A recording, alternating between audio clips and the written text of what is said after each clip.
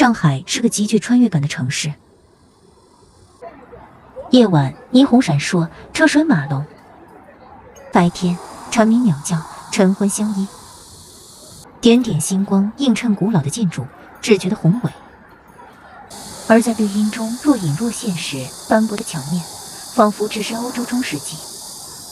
在上海，你可以从白天走到黑夜，也可以一夜穿越到30年代，来到这座在当时堪比帝国理工的顶级学府。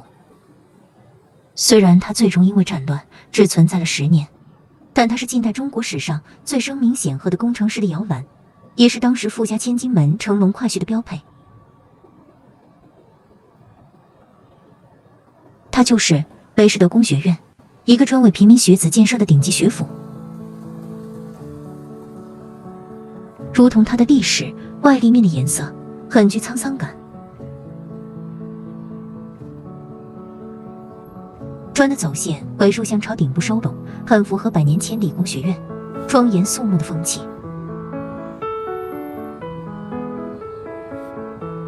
尖顶拱圈立即能让人想到哥特式建筑的特色。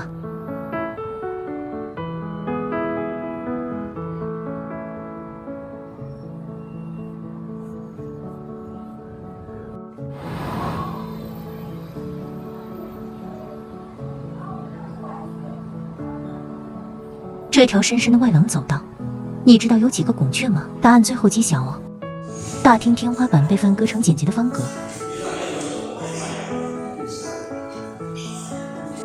在这个位置曾经放置了一张它的创始人雷士德的画像。这里的壁炉、墙面砖、暖通排风口都保留了1936年建成后的原貌。门框玻璃的设计也极具巧思，通知框上有书本、钉尺、烧杯、天平的元素。其实这些都是2021年时根据历史照片，在巧合下找到原来的制品残缺部分后再修复的。不可思议的是，一些部分的原件竟然出现在了上海历史博物馆里，是被设计师无意发现后重见天日的。正对大门口就是礼堂，这里的灯线为初始状态，并非后期改建。窗下是阿尔特克风格的灯箱，墙面基本维护原来色彩，因为工学院存在的时期还未彩照，只能尽量保持开箱时的风格。礼堂实际为2层楼，2楼一般为院士和重要人士入座区域。那么问题来了，2楼楼梯在哪里？礼堂正前方是木地板舞台，为后期复原，侧墙为红漆木护墙壁。注意到了吗？这里写的不是安全出口，而是太平门。大楼的楼梯也很精巧，懂营造的应该知道，这是一体承铸，而非打造。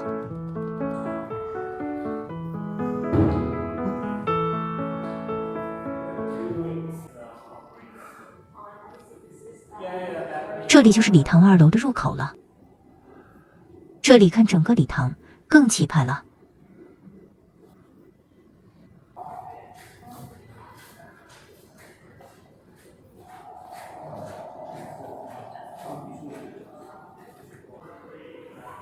头顶这是建筑内部的空心砖密勒板，当年的先进工艺现在成了文物。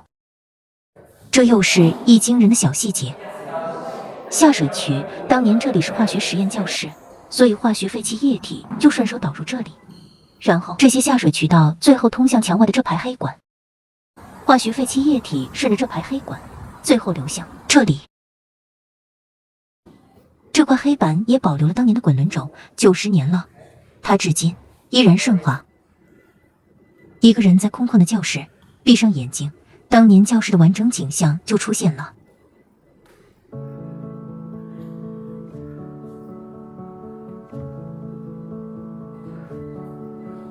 北师德工学院2楼、3楼皆为教室或实验室。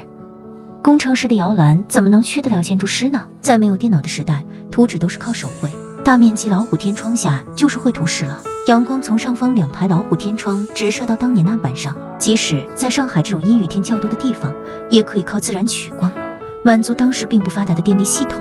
巧妙的是，窗并非封死状态，靠这个手摇开关就能实现天窗的开合。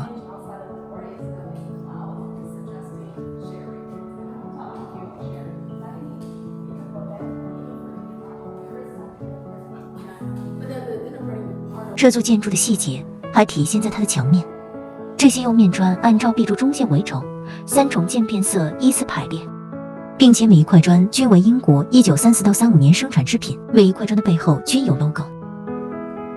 顶部管道并未将其封闭，保持敞开，让整体建筑更原汁原味。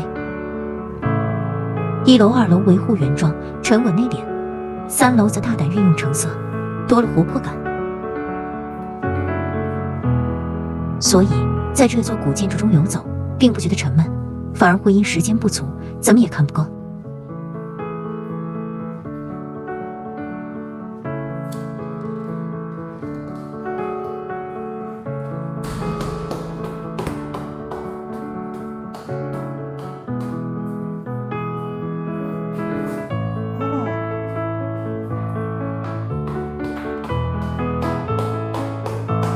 急匆匆来到了最高处，4楼的阳台。因为参观时间到了，阳台不能进入，但还是能透过窗户看到这个建筑最特色的部分——圆顶。实际上，圆顶周边还有瞭望台，那才是制高点。这里还藏着一个秘密，就是这个收口并非简单的装饰，而答案要回到1楼去寻找。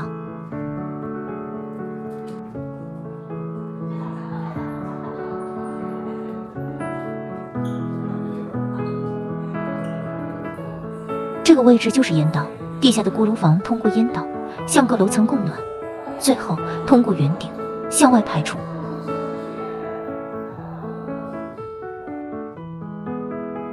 雷士德工学院的创始人雷士德先生是英国人，但是他将富可敌国的财富以基金的形式支持着万千中国学子的理工梦。如今修复完的工学院也在践行着雷士德先生的梦想。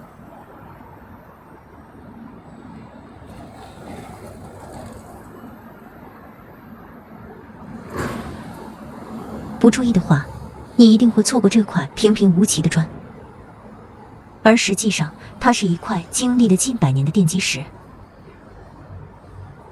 考虑到建筑美感，设计师并没有在墙上装灯，而是通过外环境的灯光投射，让建筑在夜晚多了份神秘。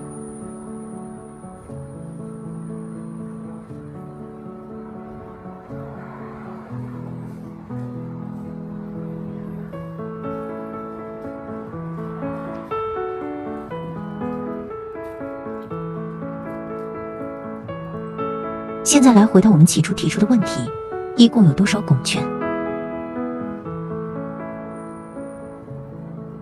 ？1、2、3、4、5、6、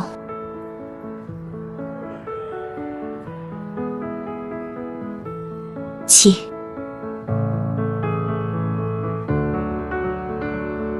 每一个徽章一共对应7个拱券，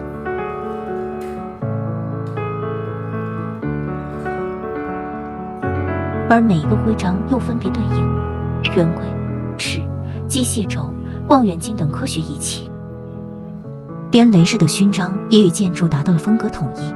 今天，在这座他魂归的城，人们用自己的方式纪念着雷士德先生和他的男孩们。